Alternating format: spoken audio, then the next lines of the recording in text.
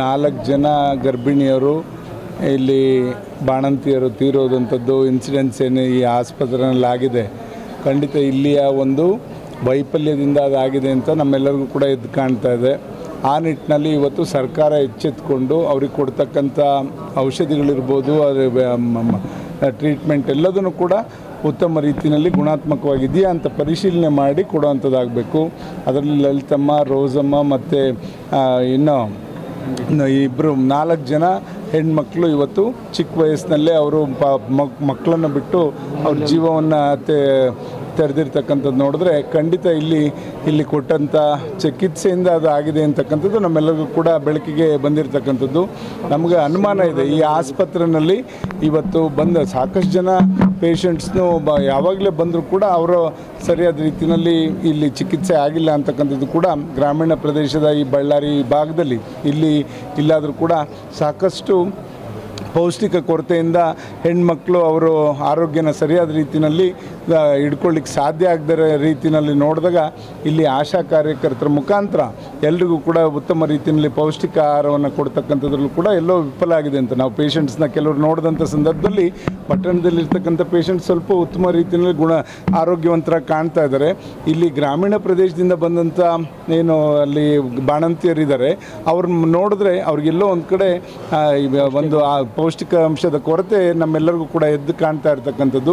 ಆದ್ದರಿಂದ ಇದೆಲ್ಲದರೂ ಕೂಡ ಗಮನ ಹರಿಸಿಲ್ಲ. ಮತ್ತು ಇಷ್ಟು ದಿವಸ ಆದರೂ ಕೂಡ ಈ ಇನ್ಸಿಡೆಂಟ್ ಆದರೂ ಕೂಡ ಇಲ್ಲಿಯ ಉಸ್ತುವಾರಿ ಸಚಿವರು ಇನ್ನೂ ಕೂಡ ಈ ಆಸ್ಪತ್ರೆಗೆ ಭೇಟಿ ನೀಡದೇ ಇರತಕ್ಕಂಥದ್ದೇ ವಿಪರ್ಯಾಸ. ಈ ಸರ್ಕಾರದ ದೌರ್ಬಲ್ಯವನ್ನು ಎತ್ತಿ ಹಿಡಿತದೆ. ಇದೆಲ್ಲ ಏನೇ ಇಂಥ ಒಂದು ಸಮಸ್ಯೆ ಆದಂಥ ಸಂದರ್ಭದಲ್ಲಿ ಆ ಭಾಗದಲ್ಲಿರ್ತಕ್ಕಂಥ ಸಚಿವರು ಇರ್ಬೋದು, ಅವರೆಲ್ಲರೂ ಕೂಡ ಇದನ್ನು ಬಂದು ಇಲ್ಲಿ ಆಗಿರ್ತಕ್ಕಂಥ ಸಮಸ್ಯೆನ ಏನಾಗಿದೆ ಪರಿಶೀಲನೆ ಮಾಡಿ ಅದಕ್ಕೆ ಪರಿಹಾರವನ್ನು ಕಂಡುಹಿಡ್ಕೊಳ್ಳುವಂಥದ್ದನ್ನ ಇದುವರೆಗೂ ಕೂಡ ಇಲ್ಲಿ ಉಸ್ತುವಾರಿ ಸಚಿವರು ಬರದೇ ಇರೋದೇ ಇದೆಲ್ಲದನ್ನು ಕೂಡ ಸರ್ಕಾರದ ಒಂದು ವೈಫಲ್ಯವನ್ನು ಎತ್ತಿ ಹಿಡಲಿಕ್ಕೆ ಸಾಧ್ಯ ಆಗ್ತದೆ. ಒಂದು ನಮಗೆ ಅನುಮಾನ ಬರ್ತಾ ಇರ್ತಕ್ಕಂಥದ್ದು, ಈಗ 4 ಜನ ಇಲ್ಲಿ ಬಾಣಂತಿಯರು ತೀರೋದ್ರೂ ಕೂಡ ಅವ್ರಿಗೆ ಯಾವ ರೀತಿ ಒಂದು ಮೆಡಿಸನಿಂದ ಅದಾಗಿದೆ ಅಂತಕ್ಕಂಥದ್ದನ್ನ ಇವತ್ತು ಸರ್ಕಾರನೂ ಕೂಡ ಹೇಳ್ತಾ ಇದೆ. ಆ ಕಂಪ್ನಿ ಮೇಲೆ ನಾವು ಇದನ್ನು ಕ್ರಮ ತಗೋತೀವಿ ಅಂತ ಹೇಳ್ತಾ ಇದ್ದಾರೆ. ಅಂಥ ಒಂದು ಇದನ್ನು ಯಾರು ಸಪ್ಲೈ ಮಾಡಿದ್ದಾರೆ ಒಂದು ಮೆಡಿಸಿನ್ ಡ್ರಗ್ಸ್ನ ಅಂಥವ್ರು ಅದನ್ನು ಇವರು ಯಾಕೆ ಫ್ರೀಸ್ ಮಾಡಲಿಲ್ಲ, ಸೀಸ್ ಮಾಡಿ ಎಲ್ಲೂ ಕೂಡ ಇದನ್ನು ವಿಸ್ತೀರ್ಣ ಮಾಡಬಾರ್ದು ಅಂತಕ್ಕಂಥದ್ದು ಯಾಕೆ ಆದೇಶನ ಸರ್ಕಾರ ಹೊರಡಿಸ್ಲಿಲ್ಲ? ಅದನ್ನು ಇವಾಗ ಮೊದಲು ಆ ಬ್ಯಾಚಲ್ಲಿ ಎಷ್ಟು ಈ ಮೆಡಿಸಿನ್ ಬಂದಿದೆ, ಎಲ್ಲೆಲ್ಲಿಗೆ ಇದು ಸಪ್ಲೈ ಆಗಿದೆ, ಮತ್ತು ಬೇರೆ ರೋಗಿಗಳಿಗೂ ಇದು ಆಗಬಾರ್ದು ಅಂತಕ್ಕಂಥದ್ದನ್ನ ಚಿಂತನೆ ಯಾಕೆ ಈ ಸರ್ಕಾರ ಮಾಡಲಿಲ್ಲ ಅಂತಕ್ಕಂಥದ್ದು ಒಂದು ನಮಗೆ ಕಾಡ್ತಾ ಇದೆ. ಏನಾದರೂ ಕೂಡ ಅದೇ ಮೆಡಿಸಿನಿಂದ ಇವರ ಜೀವವನ್ನು ಕಳ್ಕೊಂಡಿದ್ದಾರೆ ಅಂತ ಅನ್ನೋದಾಗಿದ್ದರೆ ಯಾಕೆ ಪೋಸ್ಟ್ ಮಾರ್ಟಮ್ ಮಾಡಲಿಲ್ಲ? ಯಾವುದರಿಂದ ನಾವು ಕಂಡುಹಿಡಲಿಕ್ಕೆ ಸಾಧ್ಯ? ಇವರು ಪೋಸ್ಟ್ ಮಾರ್ಟಮು ಕೂಡ ಮಾಡಿಲ್ಲ. ಈ 4 ಜನ ತೀರ್ಕೊಂಡ್ರು ಕೂಡ ಅವ್ರು ಪೋಸ್ಟ್ ಮಾರ್ಟಮ್ ಮಾಡ್ದಲೇ ಅವ್ರ ಮನೆಗಳಿಗೆ ಅವರ ಹೆಣವನ್ನು ಸಾಗಿಸಿರೋದನ್ನು ನೋಡಿದ್ರೆ ಖಂಡಿತ ಎಲ್ಲೋ ಒಂದು ಕಡೆ ನಮ್ಗೆ ಅನುಮಾನ ಇದೆ. ದಯಮಾಡಿ ಈಗ ಏನಾದರೂ ಕೂಡ ಆ ಡ್ರಗ್ಸಿಂದ ಏನಾದರೂ ಕೂಡ ಇವ್ರ ಜೀವ ಕಳ್ಕೊಂಡಿದ್ದಾರೆ ಅಂತ ಅನ್ನೋದಾದರೆ ಹೇಗೆ ಕಂಡುಹಿಡಿಯೋಕ್ಕೆ ಸಾಧ್ಯ?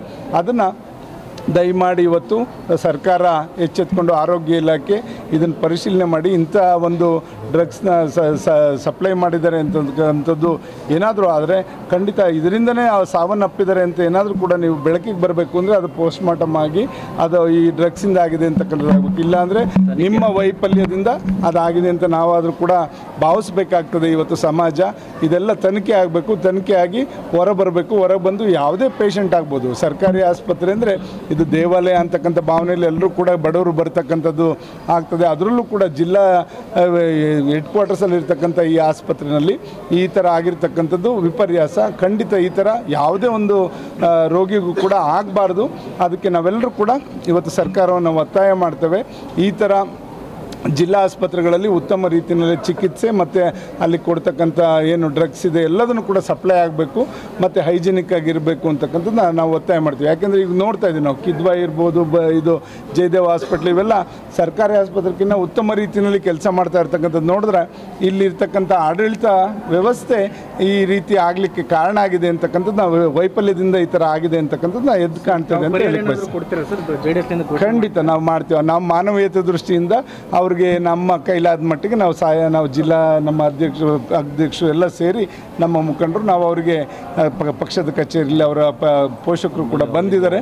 ಅವ್ರಿಗೆ ನಮ್ಮ ಕೈಲಾದ ಮಟ್ಟಿಗೆ ನಾವು ಸಹಾಯ ಮಾಡೋವಂಥದ್ದು ಮತ್ತು ಸರ್ಕಾರನೂ ಕೂಡ ಒತ್ತಾಯ ಮಾಡ್ತಕ್ಕಂಥದ್ದು. ಒಂದು ಇವತ್ತು 2 ಲಕ್ಷ ರೂಪಾಯಿ ಘೋಷಣೆ ಮಾಡಿದ್ದಾರೆ ಸರ್ಕಾರ. 2 ಲಕ್ಷ ಎಲ್ಲಿ ಕೊಡ್ತೀರಾ ಸ್ವಾಮಿ? ಒಂದು ಜೀವಕ್ಕೆ ನೀವು ಬೆಲೆ ಕಟ್ತಕ್ಕಂಥದ್ದು 2 ಲಕ್ಷನ. ಈಗ ಮಕ್ಕಳಿದ್ದಾರೆ, ಅವ್ರ ಮಕ್ಕಳ ಭವಿಷ್ಯ ಹೇಗೆ? ನೀವು ಕನಿಷ್ಠ ಆ ಮಕ್ಕಳ ಹೆಸರಿಗೆ ಅವರು ಮೇಜರಿಗೆ ಬರೋ ಅಷ್ಟರಲ್ಲಿ 25 ಲಕ್ಷ ರೂಪಾಯಿ ಆ ಮಕ್ಕಳ ಹೆಸರಿಗೆ ನೀವು ಇಡಬೇಕು ಅಂತ ನಾವೆಲ್ಲರೂ ಕೂಡ ಆಗ್ರಹ ಮಾಡ್ತೀವಿ. ದಯಮಾಡಿ ಇಟ್ಟು ಅವ್ರಿಗೆ ಮುಂದಿನ ದಿನಗಳಲ್ಲಿ ಅವ್ರನ್ನ ಪಾಲನೆ ಪೋಷಣೆ ಮಾಡ್ತಕ್ಕಂಥವ್ರಿಗೆ ಈಗೇನು ಅಂಗವಿಕಲರಿಗೆ ನೀವು 1,000 ಕೊಡ್ತೀವಿ ಅಂತ ಹೇಳ್ತಾ ಇದ್ದೀರಿ. ಈ ಮಕ್ಕಳು ನೋಡ್ಕೊಳ್ಳೋ ಅಂಥ ಪೋಷಕರಿಗೆ ನೀವೇನಾದ್ರು ಕೂಡ ಸಹಾಯಧನವನ್ನು ಕೂಡ ಕೊಡಬೇಕು ಅಂತಕ್ಕಂಥದ್ದನ್ನ ನಾನು ಈ ಸಂದರ್ಭದಲ್ಲಿ ಸರ್ಕಾರವನ್ನು ಒತ್ತಾಯ ಮಾಡ್ತೇನೆ. ಬಳ್ಳಾರಿಯಲ್ಲಿ ಏನು 4 ಡೆತ್ ಆದಮೇಲೆ ಅದೇ ಸಮಯದಲ್ಲಿ ಬೇರೆ ಬೇರೆ ಆಸ್ಪತ್ರೆಗಳಲ್ಲೂ ಕೂಡ ಸಾವುಗಳಾಗಿರೋದನ್ನು ಗಮನಿಸಿದ್ದೇವೆ. ನಮ್ಮ ಸಿಂಧನೂರಿನಲ್ಲೂ ಕೂಡ 3-4 ದಿನದಲ್ಲಿ ಇದೇ ಸಮಯದ 3-4 ದಿನದಲ್ಲಿ 3 ಜನರು ಸಾವಾಗಿದೆ. ಅದು ಕೂಡ ಇದೇ ಔಷಧದಿಂದ ಆಗಿದೆ ಅಂತಕ್ಕಂಥದ್ದು ಮೊನ್ನೆ ದಿನ ಡಾಕ್ಟರ್ಗಳು ತಿಳಿಸಿ ಇವತ್ತು ನಿನ್ನೆ ಮೊನ್ನೆ ಅಲ್ಲಿಂದ ಜಿಲ್ಲಾ ಆಸ್ಪತ್ರೆಯವರು ಬಂದು ಅದರ ವರದಿಗಳನ್ನು ಕೂಡ ನಿನ್ನೆ ಬಂದು ತಗೊಂಡೋಗಿದ್ದಾರೆ. ಬಾಣತಿಯರೇ ಇಲ್ಲದ ಕೇಸ್ನಂಗೆ ಆಗಿದೆ. ಸೀಸರಿನ್ ಮಾಡಿದ ಮೇಲೆ 3 ಜನ ಅಲ್ಲಿ ಕೂಡ ಒಂದು ಮಸ್ಕಿ ಕ್ಷೇತ್ರಕ್ಕೆ ಬರ್ತೈತೆ, 2 ಸಿಂಧನೂರು ಕ್ಷೇತ್ರದವರು. 3 ಜನರ ಹೆಸರು ಮಾಹಿತಿಯನ್ನು ಕೂಡ ನನ್ನ ಹತ್ರ ತಂದಿದ್ದೀನಿ. ಈಗ ನಾನು ನಮ್ಮ ನಾಯಕರ ಕೈಗೆ ಕೊಟ್ಟು ಕಳಿಸ್ತೇನೆ. ಒಂದು ನಮ್ಮ ಅಲ್ಲಿ ಬಂಗಾಲಿ ಕ್ಯಾಂಪ್ನಿಂದ ಒಂದು ಇನ್ನೊಬ್ಬರು ನಮ್ಮ ಸ್ಥಳೀಯವಾಗಿ ಒಬ್ಬರು ಮಸ್ಕಿ ಕ್ಷೇತ್ರದಲ್ಲೇ ಆಗಿದೆ. ಆದರೆ ಸಿನ್ನೂರು ತಾಲೂಕು ಕ್ಷೇತ್ರ ಮಸ್ಕಿ ಸರ್ಕಾರಿ ಆಸ್ಪತ್ರೆಯಲ್ಲೇ ಆಗಿರ್ತಕ್ಕಂಥದ್ದು. ಅದು ಕೂಡ ಬೇರೆ ಬೇರೆ ರಾಜ್ಯಗಳಲ್ಲೂ ಕೂಡ ಈಗ ಅನುಮಾನ ಬಂದಿದೆ. ಸರ್ಕಾರ ಏನು ಮಾಡ್ತಾಯಿದೆ ಗೊತ್ತಿಲ್ಲ. ಆ ಔಷಧಗಳನ್ನು ಏನು ಸೀಸ್ ಮಾಡಿದೆಯೋ, ವಾಪಸ್ ತಗೊಂಡಿದೆಯೋ, ಮತ್ತೆ ಹಾಗೆ ಬಿಟ್ಟಿದ್ದಾರೋ ಅನ್ನುವ ಅನುಮಾನಗಳಾಗಿ ಇಲ್ಲೇ ಡಾಕ್ಟ್ರ್ ಮಾತಾಡ್ತಾಯಿದ್ರು. ಇನ್ಸಿಡೆಂಟ್ ಆದಮೇಲೆ ಹೆರಿಗೆಗೆ ಬರೋದು ಇಲ್ಲಿ ಕಡಿಮೆ ಆಗಿದೆ ಅಂತಕ್ಕಂಥದ್ದು. ಸಹಜವಾಗಿಯೇ ಇಂಥದ್ದು ಘಟನೆಗಳು ನಡೆದರೆ ಬಡವರು ಕೂಡ ಯಾರೂ ನಮ್ಮ ಆರೋಗ್ಯದ ಬಗ್ಗೆ ಬೇರೆ ಕಡೆಗೆ ಹೋಗ್ತಕ್ಕಂಥ ಅನಿವಾರ್ಯತೆಗಳು ಬರ್ತವೆ. ಇವತ್ತು ದಿವಸಕ್ಕೆ ಎಷ್ಟು ಪೇಷಂಟ್ ಬರ್ತಿದ್ವು ಅಷ್ಟು ಬರ್ತಾಯಿಲ್ಲ ಅನ್ನೋದು ಇದು ಸಹಜ. ಆದರೆ ಎಲ್ಲದಕ್ಕಿಂತ ದೊಡ್ಡ ದುರ್ದೈವ ಅಂದರೆ ಸರ್ಕಾರಕ್ಕೆ ಕಾಳಜಿನೇ ಇಲ್ಲ ಅನ್ನೋದಕ್ಕೆ ಇಲ್ಲಿಯ ಉಸ್ತುವಾರಿ ಸಚಿವರು ಬಂದು ಇವತ್ತಿಗೂ ನೋಡಿಲ್ಲ.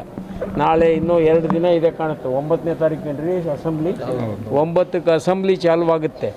ಮತ್ತು ಅಲ್ಲಿ ಏನು ಉತ್ತರ ಕೊಡಬೇಕನ್ನೋದಕ್ಕಾದರೂ ಇಲ್ಲಿ ಬಂದು ನೋಡಿ ಹೋಗಬೇಕಾಗಿತ್ತು. ಮತ್ತು ಅಷ್ಟು ಕಾಳಜಿ ಇಲ್ಲ ಅಂದರೆ ಅದು ಏನು ಎತ್ತಿ ತೋರಿಸ್ತದೆ ಅಂದರೆ ಅವರ ಭಾವನೆಗಳು ಏನಿದ್ದಾವೆ ಈ ಕಡೆ ಇಲ್ಲ. ಅವ್ರ ಲಕ್ಷ್ಯ ಬೇರೆ ಕಡೆಗೆ ಇದೆ ಅಂತ ಅನ್ನಿಸ್ತದೆ. ಇದು ಸರ್ಕಾರದ ಬೇಜವಾಬ್ದಾರಿಯನ್ನು ಎತ್ತಿ ತೋರಿಸ್ತದೆ. ಇದು ಸರಿಯಲ್ಲ. ಕಣ್ಣು ತೆರೆದು ಬಡವರಿಗೆ ಏನು ಅನ್ಯಾಯ ಆಗುತ್ತೆ ಅದನ್ನು ನೋಡಬೇಕಾಗಿರೋದು ಆಡಳಿತದಲ್ಲಿರುವ ಪ್ರತಿಯೊಂದು ಸರ್ಕಾರದ ಜವಾಬ್ದಾರಿ. ಅದು ಮಾಡಬೇಕು ಅವರು. ಸುರೇಶ್ ಅಣ್ಣವ್ರು ಹೇಳಿದಾಗೆ ಸರ್ಕಾರ ವೈಫಲ್ಯ ಆಗಿದೆ. ಜೊತೆಗೆ ಅವರು ಕೂಡ ವೀಕ್ಷಣೆ ಮಾಡಬೇಕಾಗಿರುವಂಥದ್ದು ಕೂಡ ಅದನ್ನು ನಮ್ಮ ನಾಯಕರು ಕೂಡ ಹೇಳಿದ್ದಾರೆ.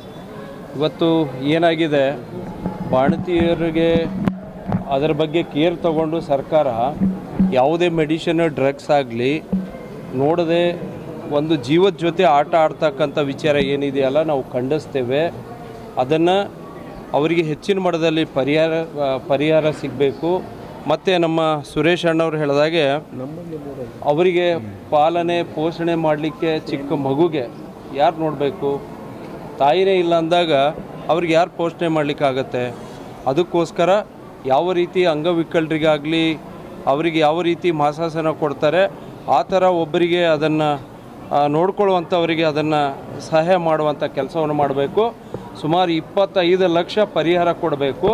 ಅವ್ರ ಮನೆತನದಲ್ಲಿ ಯಾರಿಗಾದರೂ ಒಂದು ನೌಕರಿ ಕೊಡುವಂಥ ಒಂದು ವ್ಯವಸ್ಥೆ ಕೂಡ ಆಗಬೇಕಂತೇಳಿ ನಾವು ಆಗ್ರಹ ಮಾಡ್ತೇವೆ. ಇಷ್ಟೆಲ್ಲಾದ್ರೂ ಇದುವರೆಗೂ ಜಿಲ್ಲಾ ಉಸ್ತುವಾರಿ ಸಚಿವರು ಬಂದಿಲ್ಲ ಸರ್ ಜಿಲ್ಲೆಗೆ. ಅದಕ್ಕೆ ಈಗ ಸುರೇಶ್ ಅಣ್ಣವರು ನಮ್ಮ ನಾಯಕರು ಹೇಳಿದಾಗೆ ಸರ್ಕಾರ ವೈಫಲ್ಯ ಇದೆ ಅನ್ನೋದಕ್ಕೆ ಇದಕ್ಕೊಂದು ಕಾರಣ ಇದೆ. ಯಾಕಂತ ಹೇಳಿದರೆ ಅವರಿಗೂ ಒಂದು ಜವಾಬ್ದಾರಿ ಇರಬೇಕಾಗಿರುವಂಥದ್ದು. ಅದಕ್ಕೋಸ್ಕರ ಬಂದು ಏನಾಗಿದೆ ಸೌಜನ್ಯಕ್ಕೆ ಏನಾಗಿದೆ ಅಂತ ಹೇಳಿ ಕೇಳುವಂಥ ಸೌಜನ್ಯ ಸರ್ಕಾರಕ್ಕೆ ಇರಬೇಕಾಗಿರುವಂಥದ್ದು ಕೂಡ. ಬಡವರ ಬಗ್ಗೆ ಕಳಕಳಿ ಇಲ್ಲ ಈ ಸರ್ಕಾರಕ್ಕೆ. ಬಡವರು ಏನು ಮಾಡ್ತಾರೆ, ಬಡವರ ಜೀವದ ಬಗ್ಗೆ ಕೂಡ ಕಳಕಳಿ ಇಲ್ಲ ಈ ಸರ್ಕಾರಕ್ಕೆ. ಅದಕ್ಕೋಸ್ಕರ ನಮ್ಮ ಪಕ್ಷದಿಂದ ನಮ್ಮ ನಾಯಕರು ಕುಮಾರಣ್ಣವರಾಗಲಿ ನಮ್ಮ ಸುರೇಶ್ ಅಣ್ಣವರಾಗಲಿ ಎಲ್ಲ ಶಾಸಕರು ಮತ್ತು ನಮ್ಮ ನಾಯಕರುಗಳು ಎಲ್ಲರೂ ಕೂಡ ಸರ್ಕಾರ ವಿರುದ್ಧ ನಾವು ಖಂಡಿಸ್ತೇವೆ. ಅಧಿವೇಶನದಲ್ಲಿ ಕೂಡ ನಮ್ಮ ಬಾಣತಿಯವರು ಏನು ತಾಯಂದಿರು ಪ್ರಾಣವನ್ನು ಕಳ್ಕೊಂಡಿದ್ದಾರೆ ಅವರ ಪರವಾಗಿ ನಾವು ವಿಧಾನಸೌಧದಲ್ಲಿ ಕೂಡ ನಮ್ಮ ಹೋರಾಟ ಕೂಡ ಇರುವಂಥದ್ದು. ಈಗ ನೀವು JDS ಶಾಸಕರಾಗಿರ್ಬೋದು, BJP ಶಾಸಕರಾಗಿರ್ಬೋದು, ಈ ಅಧಿವೇಶನದಲ್ಲಿ ಇದ್ರ ಬಗ್ಗೆ ಧ್ವನಿ ಎತ್ತಬೇಕು. ಖಂಡಿತವಾಗಲೂ ಇದ್ರ ಬಗ್ಗೆ ಧ್ವನಿ ಎತ್ತೀವಿ ನಾವು. ಯಾಕಂದರೆ ಬಳ್ಳಾರಿ ಜಿಲ್ಲಾ ಆಸ್ಪತ್ರೆಯಲ್ಲಿ ಮಹಿಳೆಯರ ಬಾಣಂತಿಯರ ಸರಣಿ ಸಾವು ನಿಜವಾಗಲೂ ರಾಜ್ಯಾದ್ಯಂತ ಎಲ್ಲ ಮಹಿಳೆಯರಿಗೆ ಆತಂಕ ಸೃಷ್ಟಿಯಾಗಿದೆ. ಈಗ ನಮ್ಮ ಪಕ್ಷದ ಶಾಸಕಾಂಗ ಪಕ್ಷದ ನಾಯಕರು ಮತ್ತು ನಮ್ಮ ಮಾಜಿ ಸಚಿವರು ನಾಡಗೌಡರು, ನೇಮರಾಜ್ ನಾಯಕರು, ನಾವು ಇಲ್ಲ ನಮ್ಮ ಜಿಲ್ಲಾಧ್ಯಕ್ಷರು ಎಲ್ಲರೂ ನಾವು ಈ ಒಂದು ಆಸ್ಪತ್ರೆಗೆ ಭೇಟಿ ಕೊಟ್ಟಾಗ ಸಾಕಷ್ಟು ಕುಂದುಕೊರತೆಗಳು ಎದ್ದು ಕಾಣ್ತಾವೆ ನಮಗಿಲ್ಲಿ. ಆದರೆ ಬಾಣಂತಿಯರನ್ನ ಮಾತಾಡ್ಸಕ್ಕೆ ಹೋದಂಥ ಸಂದರ್ಭದಲ್ಲಿ ಅವ್ರ ಮುಖದಲ್ಲಿ ಕೂಡ ಆತಂಕ ಒಂದು ಮನೆ ಮಾಡ್ಯದಂತ ಅನ್ನಿಸ್ತದೆ. ಯಾಕಂದರೆ ಸರ್ಕಾರ ಇದ್ರ ಬಗ್ಗೆ ಸಂಪೂರ್ಣ ನಿರ್ಲಕ್ಷ್ಯ ವಹಿಸ್ತದೆ. ಯಾಕಂದರೆ ಅವರು ಅಧಿಕಾರ ಮದದಲ್ಲಿ ಇವತ್ತು ಬಡವರ ಒಂದು ಜೊತೆ ಚೆಲ್ಲಾಟಾಡೋಂಥದ್ದು ಎದ್ದು ಕಾಣಿಸ್ತದೆ. ಯಾಕಂದರೆ ಇಲ್ಲಿ ಅವರು ಬಂದಿಲ್ಲ ಅಂದರೆ ಇದಕ್ಕೆ ಉತ್ತರ ಸೆಷನ್ನಲ್ಲಿ ನಾವೆಲ್ಲರೂ ನಮ್ಮ ಪಕ್ಷದ ನಾಯಕರ ಅವರ ಒಂದು ನೇತೃತ್ವದಲ್ಲಿ ನಾವು ಇದನ್ನು ಖಂಡಿಸಿ ನಾವು ಧ್ವನಿ ಎತ್ತೀವಿ ಸದನದಲ್ಲಿ ಅಂತೇಳಿ ಈ ಸಂದರ್ಭದಲ್ಲಿ ಹೇಳೋಕ್ಕೆ ಇಷ್ಟಪಡ್ತೀನಿ. ಇದು ಎಲ್ಲಿನೂ ಆಗಬಾರ್ದು. ಮತ್ತು ಈ ರೀತಿ ಯಾವುದೇ ನಮ್ಮ ರಾಜ್ಯದಲ್ಲಿ ಯಾವುದೇ ಜಿಲ್ಲಾ ಹಾಸ್ಪಿಟಲ್ದಲ್ಲಿ ತಾಲೂಕು ಆಸ್ಪತ್ರೆಯಲ್ಲಿ ಮತ್ತೆ ಈ ಪ್ರಕರಣ ಮರುಕಳಿಸಲಾರ್ದಂಗೆ ಇದನ್ನು ಸಂಪೂರ್ಣ ಸರ್ಕಾರ ತನಿಖೆ ಮಾಡಿ ಇದಕ್ಕೆ ಸತ್ತಂಥ ಕುಟುಂಬದ ಎಲ್ಲ ಮಹಿಳೆಯರಿಗೆ ನ್ಯಾಯ ಕೊಡಿಸ್ಬೇಕನ್ನೋಂಥದ್ದು ನಮ್ಮ ಒತ್ತಾಯ. ಬಳ್ಳಾರಿಯ ನಿರಂತರ ಸುದ್ದಿಗಾಗಿ ಬಳ್ಳಾರಿ ಬೆಳಗಾಯಿತು ಚಾನೆಲ್ನ ಸಬ್ಸ್ಕ್ರೈಬ್ ಮಾಡಿ ಹಾಗೂ ಬೆಲ್ ಐಕಾನ್ ಒತ್ತಿ.